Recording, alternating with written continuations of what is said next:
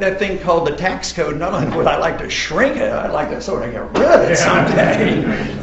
We have a very libertarian streak in New Hampshire, a very independent Yankee streak, and I think that Ron Paul's message really plays well with people who see themselves as individuals.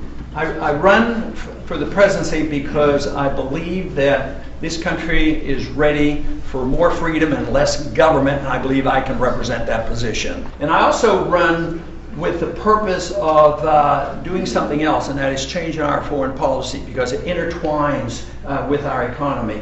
We cannot sustain the world empire, and we do not promote liberty. We promote debt, we promote problems, we undermine our liberties. We could save a lot of money. People don't want to hear the truth. People want to live in this fantasy land that they can spend beyond their means, that they don't have to save, that, you know, the day to pay the piper will never come, and that's just not the truth. For you to get back on your feet again, whether it's a business or an individual, they have to liquidate the debt.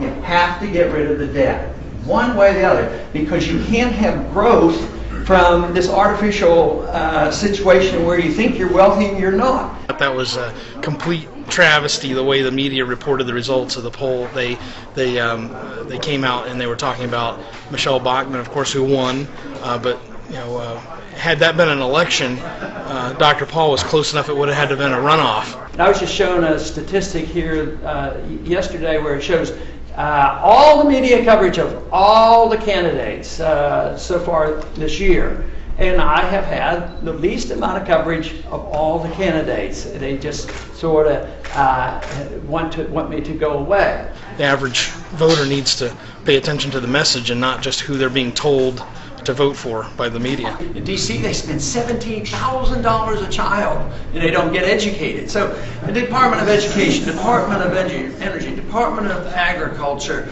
Department of Commerce, I mean, there's very few that we should be talking about. Justice and Treasury and Defense, a few like that would be legitimate.